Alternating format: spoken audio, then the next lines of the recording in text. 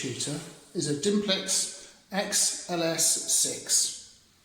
Now, as you probably can see, there are no buttons to control it apart from the rocker switch to the left.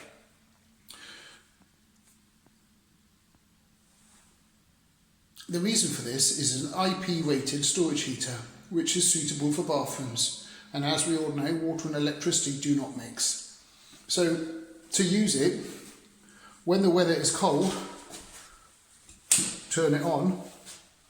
When the weather is hot, turn it off. Now, it will take a long time to charge up overnight using your Economy 7 off-peak tariff.